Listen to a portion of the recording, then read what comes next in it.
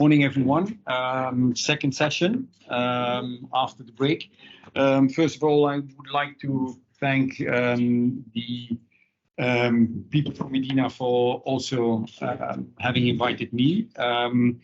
Although immediately I will say what I'm going to present is to a large extent not my work.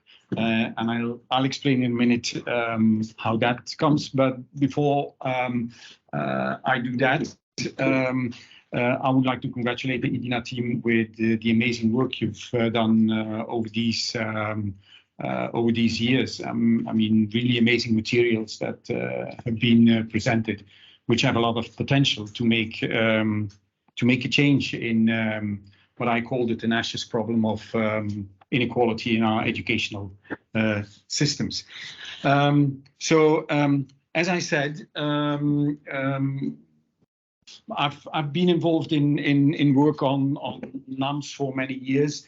In 2014, we were invited by the Flemish Ministry of Education to do an evaluation study of the NAMS policy in Flanders. I will explain you in a second how the NAMS policy, for those who aren't familiar with it, what the NAMS policy more or less looks like in Flanders. After that, and probably I'll come back, but there's a lot of frustration here in what I'm going to say now. With the results of the 2016-2017 report, it was a 2 years work, a collaboration between different universities in Flanders. When we presented the data at a conference in 2017, and the concluding comments were made by the Minister of Education, Flemish Minister of Education at that time, she said afterwards, whispering in my ear, she said, actually, interesting work, I'm going to do nothing with the results. Okay, but I'll come back to that in a second. So a lot of frustration here, but well, because we were still interested in that topic, Bram Spruit and I, Bram Spruit is a colleague from VUB, Free University in Brussels, we started a PhD study specifically focusing on, as you can see, a more systemic analysis of the orientation process of newly arrived migrants. Why? Because one of the things we found out in our 2014-2016 study was that there were really issues with regard to how do orientation dynamics, how do they evolve, how does it work, what are the underlying mechanisms, what are the attitudes, the beliefs, the perceptions of teachers, etc. And so this was a 6-year study which was conducted by Laura Emery, and I'm not Laura Emery. Normally Laura Emery should be here because it is her work. Bram Spruit and I are, as I said, supervisors. We were the supervisors. She defended her PhD with great success a couple of weeks ago, and Steven was in the examination board, and I think you appreciate her work as well. Yeah, okay. So Laura, the idea was that Laura would present, would do this presentation. Unfortunately for me, she could make it. Fortunately for her, she is now traveling in Botswana, Tanzania, Kenya, so she's better off than I am. Now, having said that, is actually to a large extent to apologize myself for the fact that it's her work. Again, it's her work. I will now and then bring in some of the older data, and also that's something I'd like to mention. I bring in some data of a current PhD study, which is being done by Shauni Seinave, also at Ghent University, with Bart Dijgers as her supervisor. And I'm sure she's doing magnificent quantitative and qualitative work on NAMS in Flanders, and I'm sure that Shauni will be happy to share her interesting views on this. So I'd like to bring in some of that work, but the main reason is I'd like to apologize to some extent. I will read. So instead of having a spontaneous talk, I will read some of the bits. Okay. So Her research is about newly arrived migrants in secondary education. Important to know is that the Flemish NAM system is different from, for instance, systems in other countries. It is very much a non-inclusive system. I don't like the term immersion because immersion has a specific connotation and specific definition, but it is a non-inclusive system. New arriving migrants, before they are allowed to enter into the mainstream secondary education system, specifically in secondary education, they have to sit for 1 school year in a separate NAMS or reception class. They are specific, often embedded in mainstream schools, but even spatially situated not even in the same space as where the mainstream school is. So that's something which is important to keep in mind, a completely segregated system, and it is from that system that we are looking at, okay, what are the dynamics, what are the mechanisms in that transition from that 1 year in a reception class, in a reception school, what are the dynamics in the transition, what happens in the transition. So her research is about these newly arrived migrants in secondary education, and this population of youngsters between 12 and 18. It is a very diverse group of pupils based on age, socioeconomic background, nationality, I don't have to tell you that, but also based on differences in migration motivation. It includes children or youngsters who applied for asylum in Belgium, youngsters who moved because of their parents' employment situation, or children who came to Belgium in the context of family reunification, for example.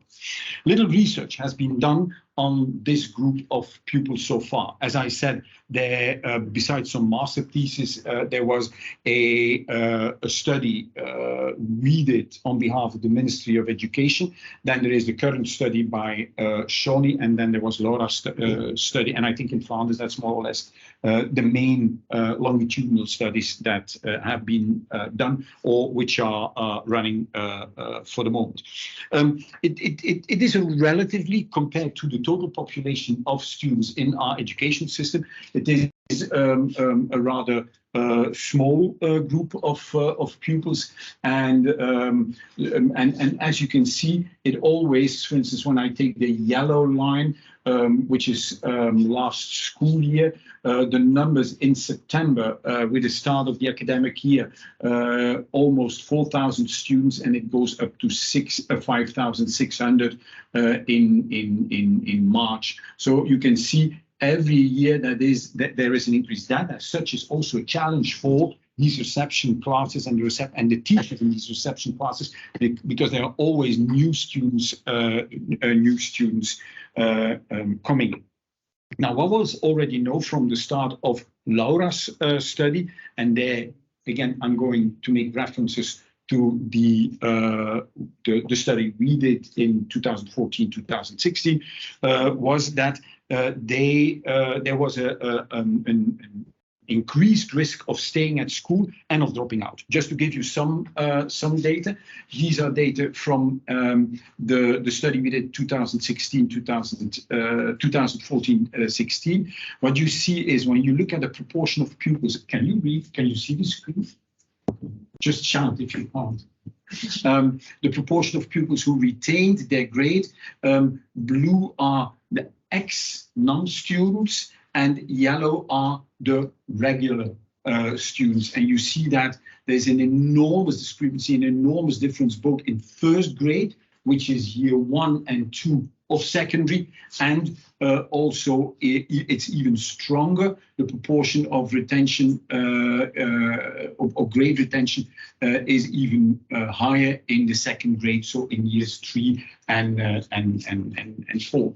Some other data, and here I have used, as you can see, Shawnee's data, and we compare them with the study we did in 2013-14. Now, what is interesting to see, these were the data we had about, let's say, almost 10 years ago, 9 years ago. These are more recent data, 2019, 2020. And what you see is when you look at the representation of pupils in the second and the third grade, third degree, sorry, of secondary education. I forgot to inform you about how the secondary education, apologies for that. We have what is called an early tracking system. Some countries have a late tracking system. An early tracking system means that children have to make a choice at the age of 12 at the end of primary education. And there are three main tracks. The three main tracks are ASO, which I would translate in more gymnasium type tracks. Then there is the technical track, TSO, the technical track. BSO is beroepssecundair onderwijs, is the vocational track. And then there is, but you see the proportions there are very small, is kunstsecundair onderwijs, more arts-oriented secondary education. So that's a very early tracking system, which means that NAMs, and that's important, NAMs who are in a one-year reception class, an important part of the work in that year is the orientation towards these tracks. And that as such is an interesting discussion, because is it an advantage that teachers are working with these students during a whole school year so that they can orient them to the right track?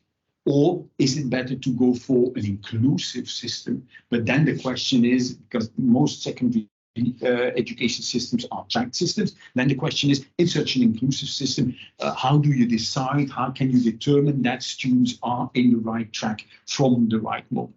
So this is something which is important to keep in mind. Sorry, I forgot to tell you. So what you see is that the proportion of pupils who come from who are ex-NAM students, the proportion in the vocational track is much, much higher than the regular student, and a completely opposite picture when we look at the gymnasium type track.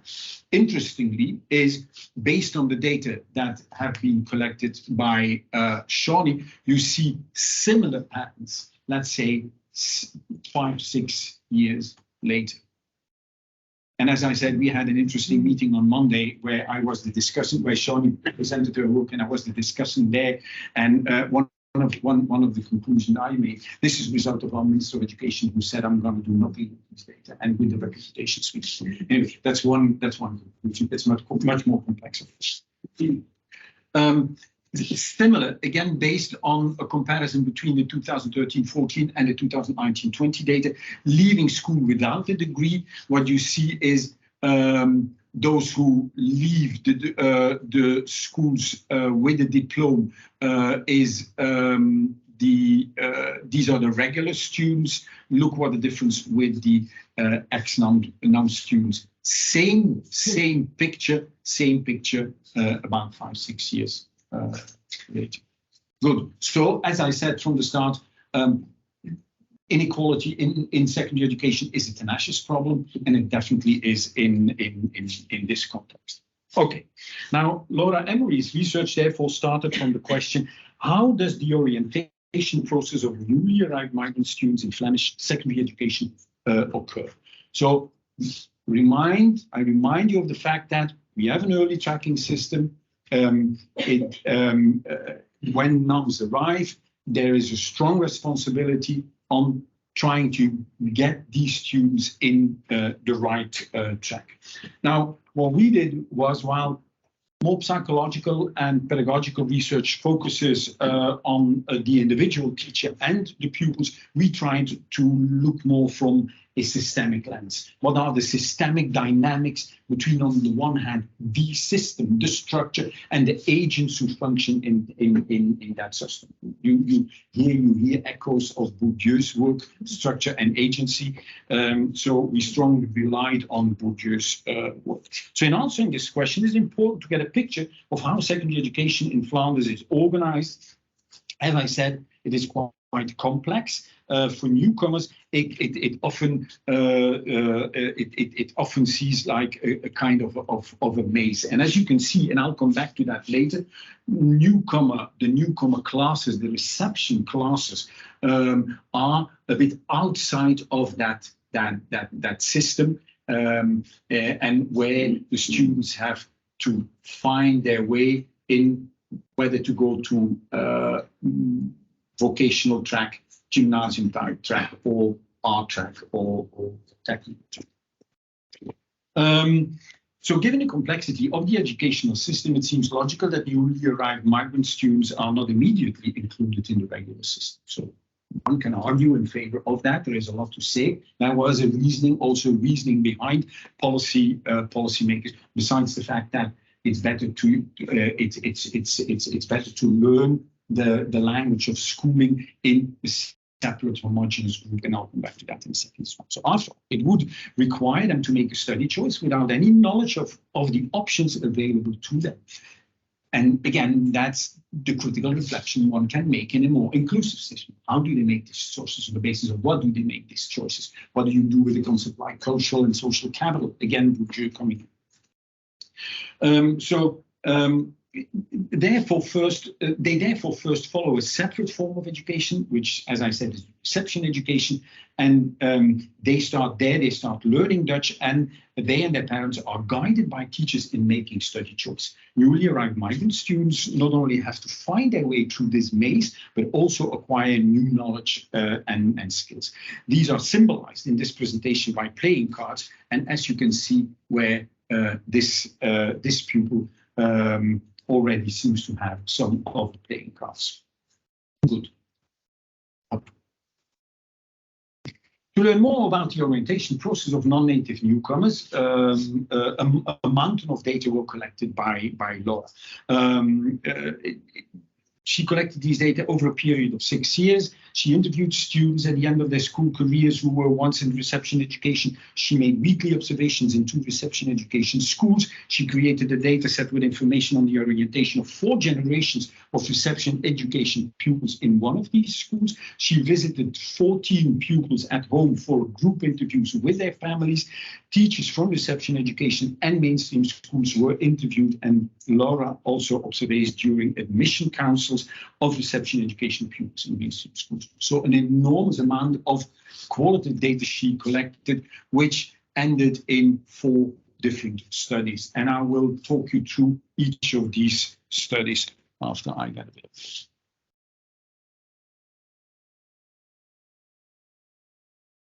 So in total, pupils and teachers from 25 different schools were involved in the study. Different data collection methods were deliberately used, and teachers as well as parents and pupils were involved in the study.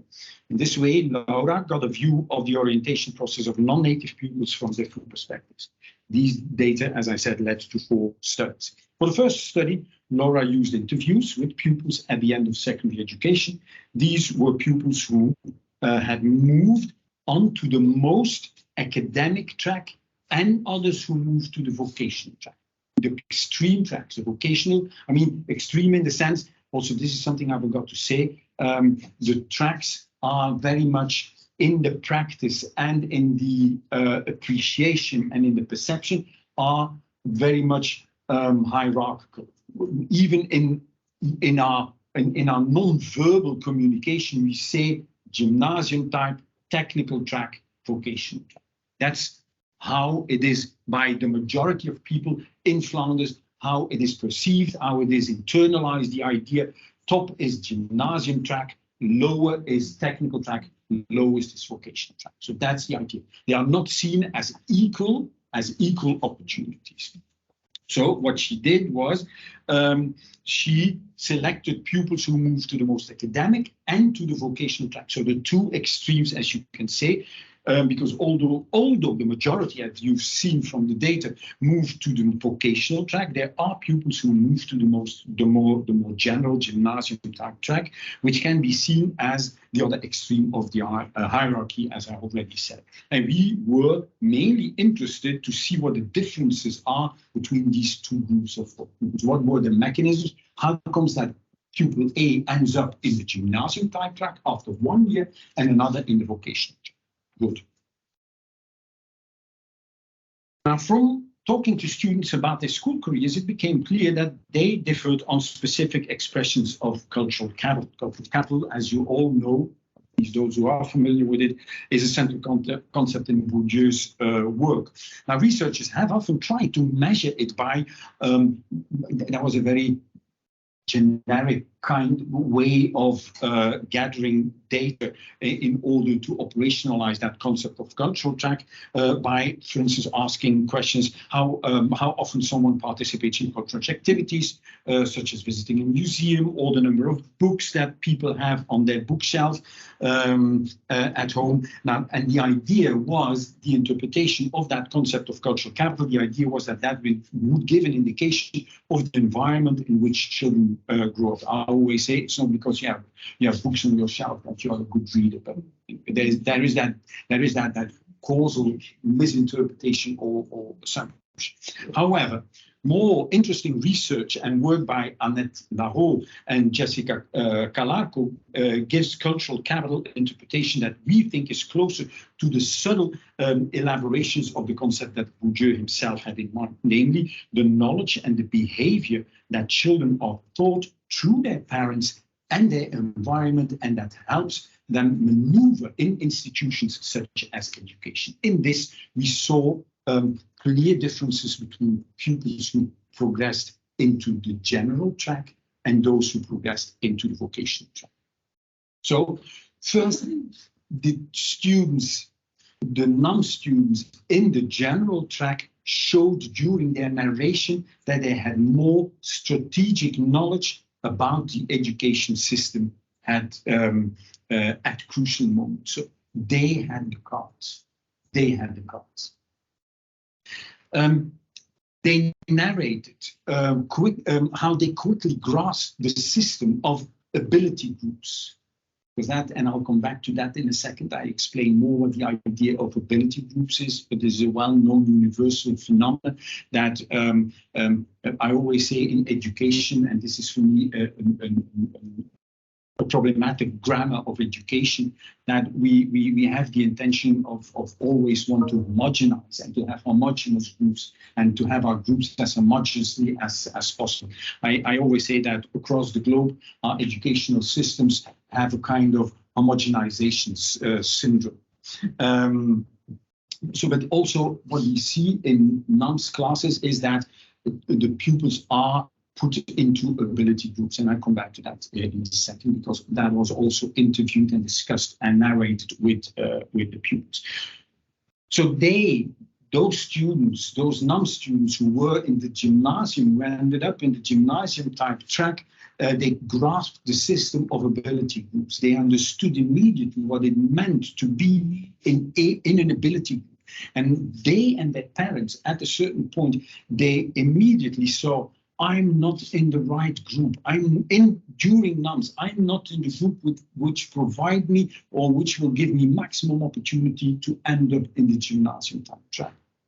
And they were able to assess their options for progression, for transition to the mainstream education. They just had an understanding of their own educational position.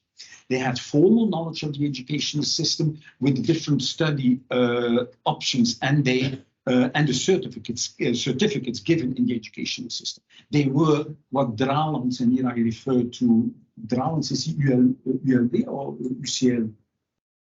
Dralens is a sociologist from the French-speaking. No, okay. I think he's Université Catholique de Louvain or Université Libre de Bruxelles. C'est un sociologue. Okay, néanmoins. Dralens is a very interesting sociologist, and he, building on Bourdieu's concept of les héritiers and les non-héritiers, he introduced in his 2014 article the concept of les initiés and les non-initiés. And what he actually says is that some parents and pupils are initiated, can read between the lines, know how the system works. And this is what we see universally, but this is what Laura also found in NUMS. So the students who had the opportunity, who knew, who could anticipate on the system, who could read between the lines, who could understand the system, and who ended up, those were the ones who had more chances to end up in the gymnasium type track. One could call these les initiés to some extent. So they also told that through people in their network who had been in Belgium longer, they got more informal information about the reputation, the prestige of schools. Again, that's what also Drouin says, being an initié, being initiated in the system strongly depends on your network, what type of network, how big is your network, etc. Second, they were also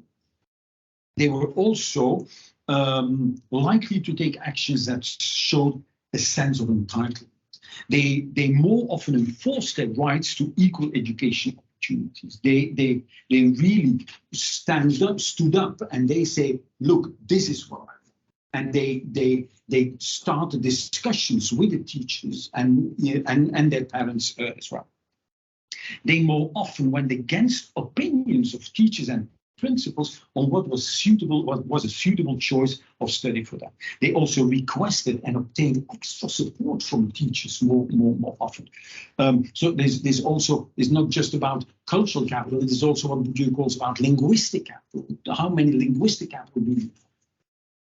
So they requested and obtained extra support from teachers more often. For example, some were allowed to take their exams in a separate room where they could ask questions without disturbing the other students. They more often actively claimed their place in the education system because they could engage in dialogue with authority figures in education, such as teachers and principals.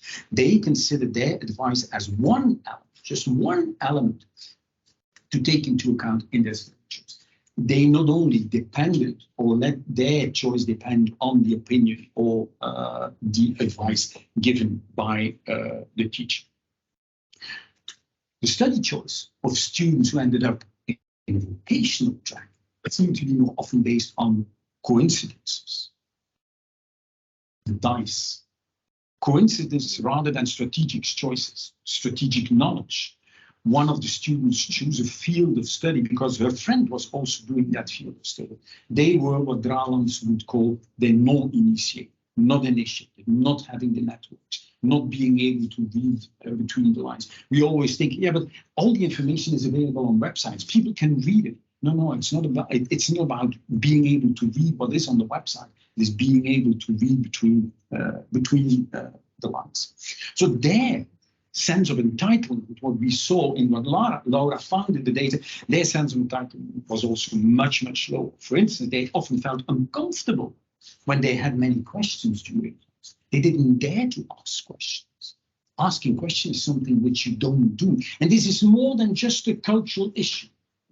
This is about intercultural competencies, but it is more than just a cultural issue. Or you could call it a cultural, but not in the ethnic sense, but in the social cultural sense.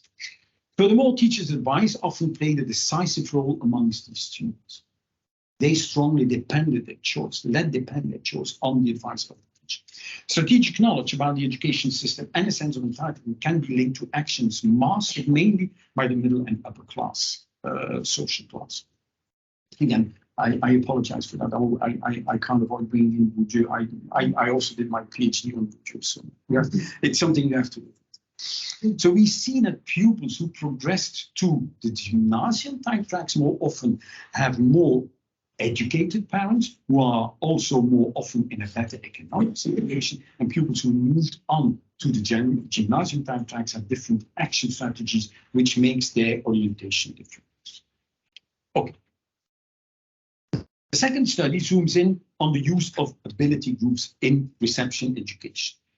Not all schools that she observed worked with ability groups, but when a school had enough or has enough reception education pupils to make several classes, the mechanism you see is making ability groups. And again, higher group, they don't call it like that. Often they use emojis or whatever, and they try to give the impression of that all these groups are equal, but in reality, they are absolutely not equal, and they are not perceived as equal. And again, certain pupils and their parents immediately see it is important for me to be in the right ability group. So not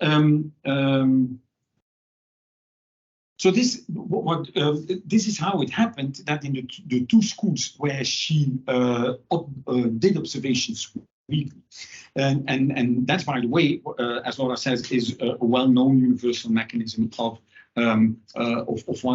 what I call divergent ways of differentiation. I mean, it's when we talk of differentiation and in favor of differentiation, it's interesting when you talk with teachers that teachers fully embrace the concept of differentiation, but they often see it as a divergent way, making homogeneous groups, while differentiation also to a large extent is convergent differentiation, where you exploit the heterogeneity, but the idea of exploiting the heterogeneity is to a large extent absent, definitely in the context that Laura did her study in.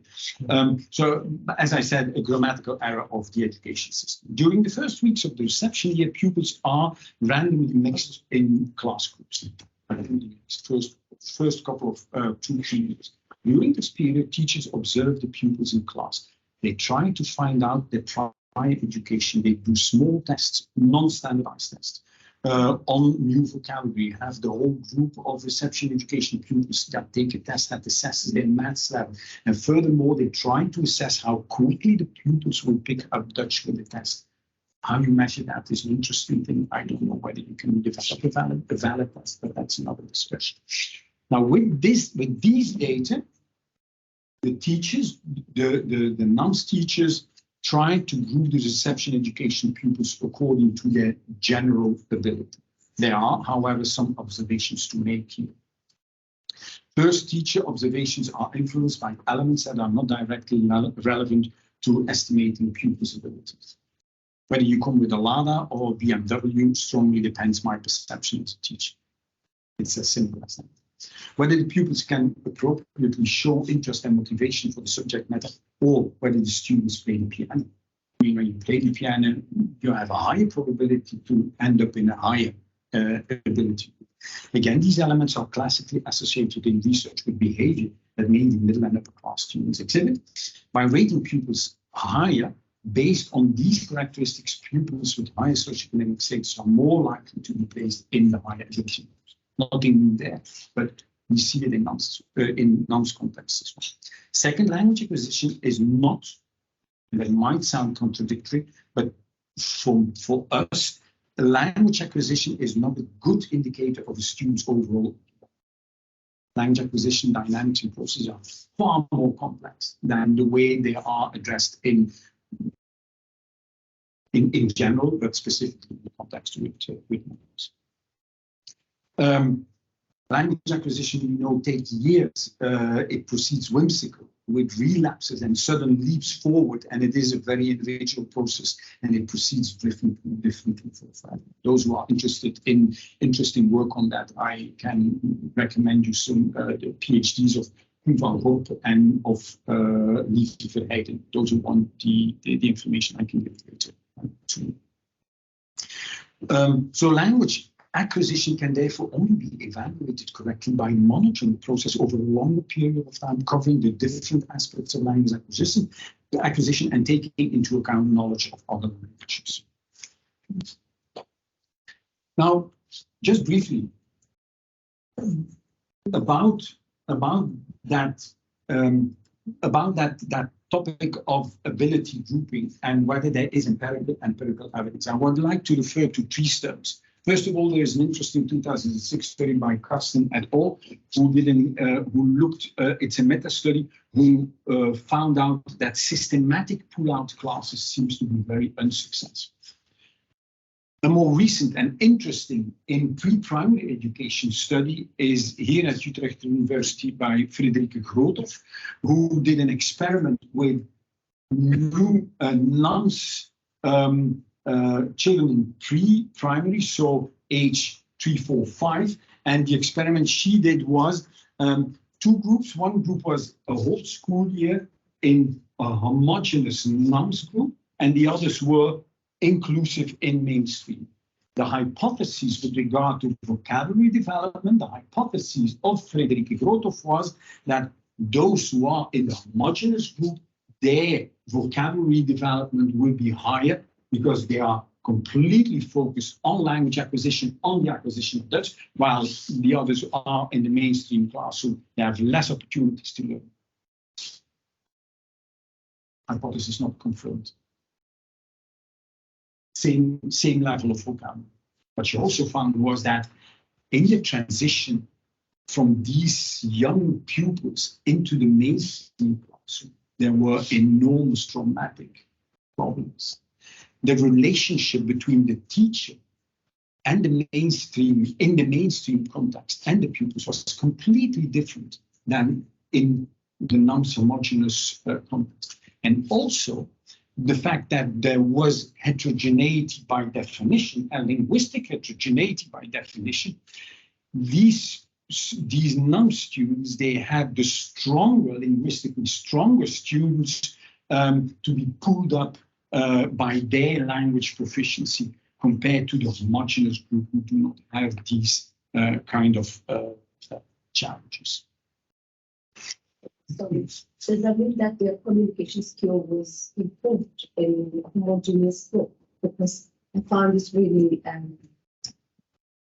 difficult to see, because when there are in a diverse or in the mainstream schools, they would have an opportunity to understand and to communicate well.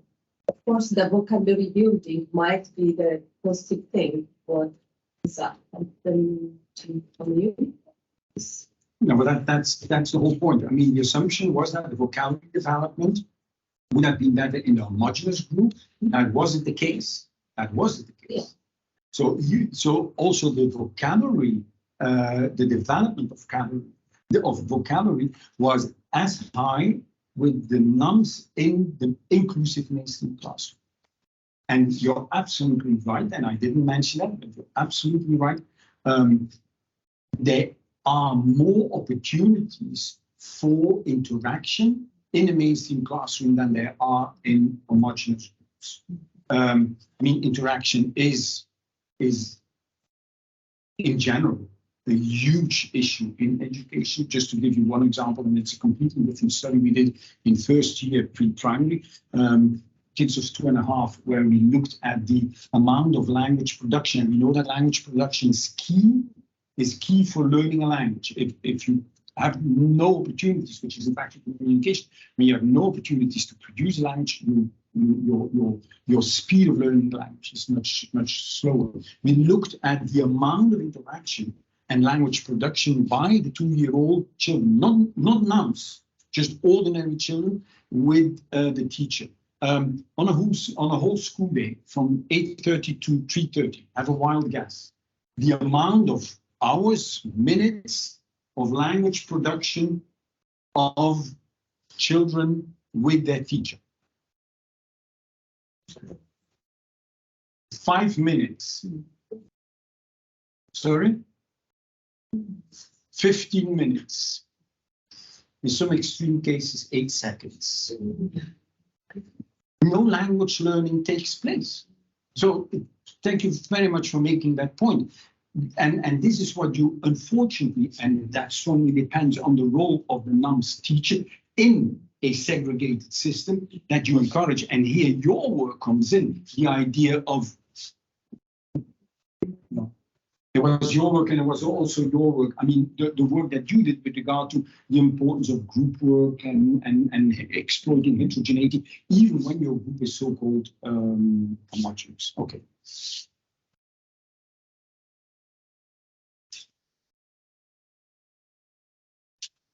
Now, what I think is the most interesting studies to finalize this slide is Saunders and others' work, where they advocate for a mix of targeted language of instruction lessons for shorter periods of the day, preferably inclusive in the mainstream classroom. So the idea of co-teaching, and when you have extra hours, instead of systematically take these children out and pull out classes, there's no empirical evidence for that. Exploiting the extra hours for a second teacher in the classroom has much higher effects. Good. So we can already question the criteria for classifying learners, but we can also look further into the implications of this classification. Immediately attached to these ability groups are expectations about pupils' orientation options. Students in the highest level groups are thereby assessed as possible candidates for more academic fields of study. For students in lower level groups, it is seen as more realistic to move on to more practical options. So after week 3, when the students are put in the ability groups, they are already, is very deterministic. They are already positioned, or there is already the internalized, the idea of we will prepare you for gymnasium, and we will, unfortunately. Is that intentionally? If it would be intentionally, it would be discrimination. It is absolutely not intentional. It is often even with the best intentions. To give pupils the best preparation for their transfer options, they are prepared differently in the different level groups. Pupils in the highest groups already receive materials from subjects they will receive in academic fields of study, such as geography or French, and the pupils in the other level groups are more likely to be taught practical knowledge. The teaching methods in the highest ability groups are also more in line with teaching methods in the academic study. So there is an implicit stepwise preparation, being prepared in the way you are being taught the systems of mainstream classroom. This is less the case in the so-called lower ability groups. Further, by grouping together the students who are the fastest in their learning, in their language acquisition, students who make slower progress have less opportunity to interact with the fast learners, although this will provide a rich learning environment for their language acquisition, as you also referred to. Because of the differences in preparation between the level groups, expectations about the pupils' orientation options throughout the year are slowly met. But even apart from the level of Dutch that pupils achieve at the end of the reception education year, the level group in which they are placed at the beginning of the school year has an impact on their transition into regular education. This became clear in the analyses of the data set containing information on the orientation of 4 generations of reception education pupils from one school, what Laura did. Since many reception education pupils have ambitions to progress to more academic fields of study, but that is seen as realistic only for those in the highest ability groups. There is a group of pupils in the lower level groups whose academic ambitions need to be what we call, and this is also a well-known concept, that need to be cooled down. And that's what Laura did in her 3rd study. There we looked at how this happens. During reception education, we saw that teachers consciously and unconsciously give small signals to these group of learners, causing learners to quietly adjust to the ambition. It's the idea of I internalize that idea. I adjust to what I've been told. I adjust to certain discourses. For pupils whose ambitions are assessed as unrealistic, teachers confront the pupils for the fact that they are in a lower ability group. They stress how difficult academic fields of study will be for them and how much they will have to work to succeed in them. They emphasize the value of practical fields of study and pre-select options that they believe are more suitable for the students. They do this out of concern that students will not succeed otherwise. So it is that interesting, challenging idea. I do these things as a teacher with the best intentions. I'm concerned about the pupil's self-confidence, about the well-being of the pupil. In doing so, they respond to the low level of support extra reception education pupils receive in mainstream education in some schools. They want pupils to do well and have a success experience. That idea is strongly behind the practices. They also share this feeling with pupils and their parents. Students and parents, especially low SES parents and pupils, often rely heavily on teachers' advice. Now, to understand why reception education pupils' orientation is so strongly influenced by the logic of mainstream education, we revisited the whole field of education in a 4th study. So, as I said, we already saw that nuns in reception education are prepared to play the education game and gather quite different assets in the process. We also saw that the reception education is at the edge of the education field. It occupies a small subordinate place. This manifests itself in three aspects. First, the characteristics of teachers in reception education. They are younger often, they are often female, and less often they have a stable position in their regular teaching. So it often happens that young teachers, once they're teach in a NUMS class, when they have the opportunity to have a more stable position, they move into the mainstream system. And so the reception education system has to, over and over again, have to build up their expertise and experience. So we also saw that the reception, three aspects. First, the characteristics of the teacher. Second, the characteristics of the pupils. Compared to regular education pupils, reception education pupils are more likely to have lower socioeconomic status and live in neighborhoods with more school deprivation. Furthermore, we saw that reception education's subordinate position in the organization of reception education pupils' progression. A couple of examples. Even after reception education, the reception education teachers are supposed to ensure that pupils find their way in the system. The idea is, in trying to find your way in the maze of secondary education, there is the perception by the mainstream system that it is the responsibility of the reception education teacher. The position of what we call, and some who visited Ghent yesterday had the opportunity to talk with these people, the position of the follow-up coach has been set up for this purpose. So the follow-up coach is, which is a powerful position, but is perceived by mainstream teachers, but it is your responsibility to take care of these kids. That's what we often see in reality. However, it are the regular teachers, this is important, it are the regular teachers who have the authority after 3 weeks being in the mainstream, whether the reception education pupil can stay in the chosen field of study or track based on their observations during some lessons. Thus there is an imbalance, a power imbalance, an imbalance of responsibility and decision-making power. Furthermore, regular teachers have less insight into the evolutions of students have already undergone during reception. Education often focuses mainly on what students can't do compared to their classmates. So there is also a lack of communication between the reception education teachers and the mainstream teachers.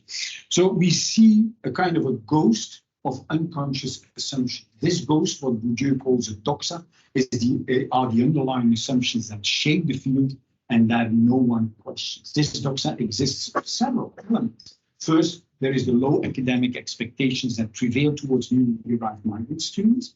The focus on the barriers they have to overcome underestimates their strengths, their potential, their resilience. Second, teaching Dutch is seen as a task exclusively for reception education. The conditionality, to me, this is a fundamental problem, not only in this context, but the conditionality of the having a certain level of proficiency in the language of schooling prior to participating in the mainstream system. This goes against everything we know about how second language acquisition processes takes place.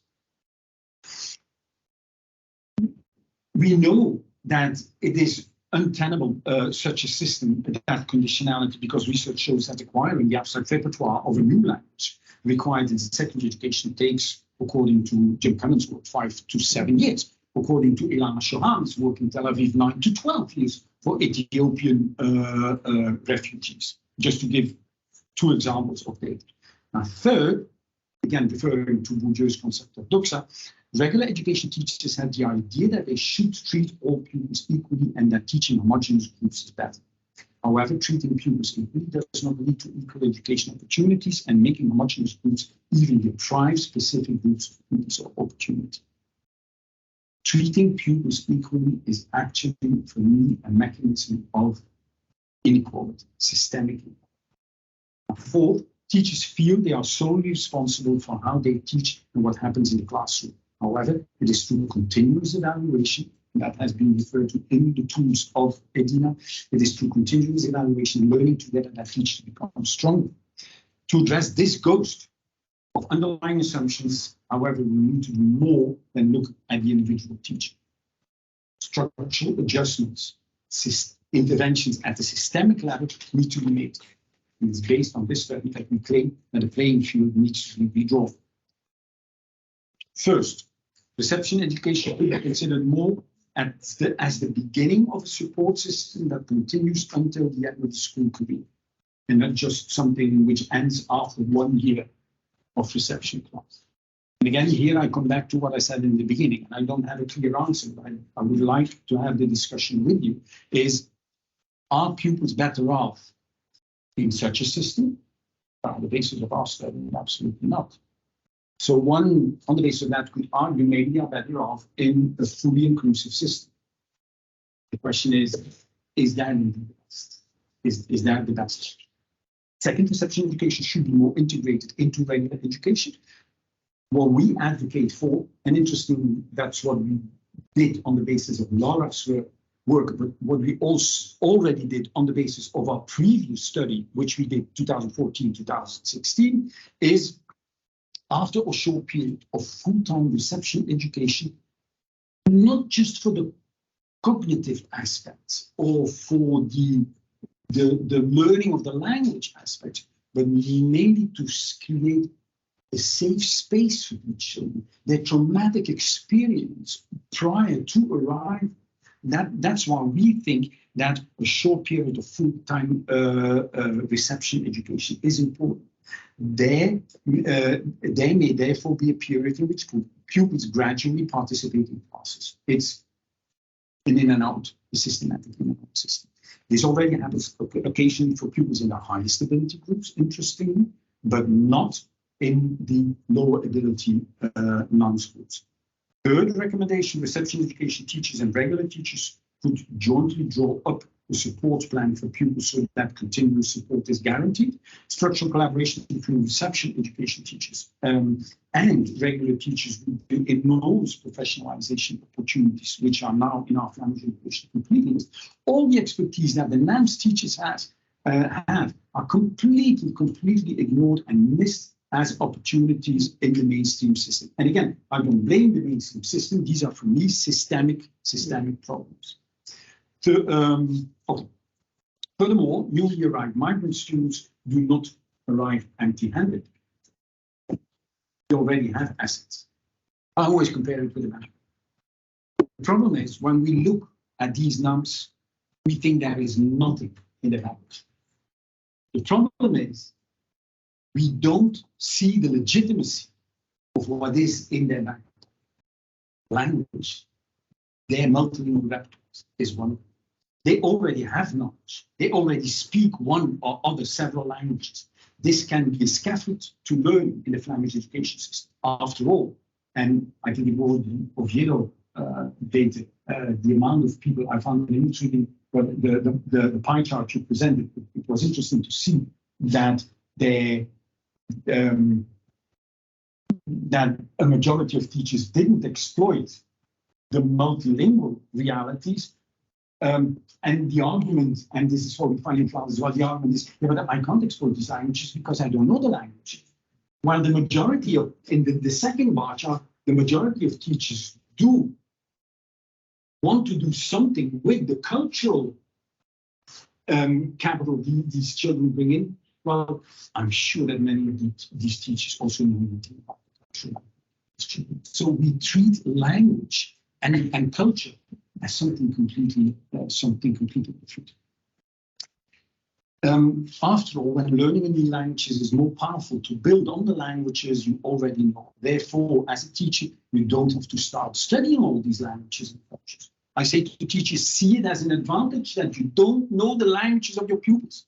Because when they work, and Jan and I will come back to that in our workshop this afternoon, when they communicate in Tigrinya or in whatever other language, and I don't understand what you're talking about, I'm curious, I want to know, okay, tell me. So, but again, this needs a shift in the way we look at our perceptions, our beliefs, and also in our practice. Therefore, as a teacher, you don't have to start studying all language and culture. As I said, learning how to use the competencies pupils bring to the classroom can already be very effective. It's simple. It's extremely simple. That way, heterogeneous class groups are beneficial, and there is no need to sort and select anxiously in order to obtain homogeneous groups. As I said, the homogenization syndrome. We will explore this further, as I said, in our workshop. Finally, the core of the orientation process is the study, choice of the pupils and their parents, involving them, informing them, but most of all, giving them the shared ownership, empowering them in this process, as well as being open about the education system, seems to us essential for the orientation process. Thank you very much on behalf of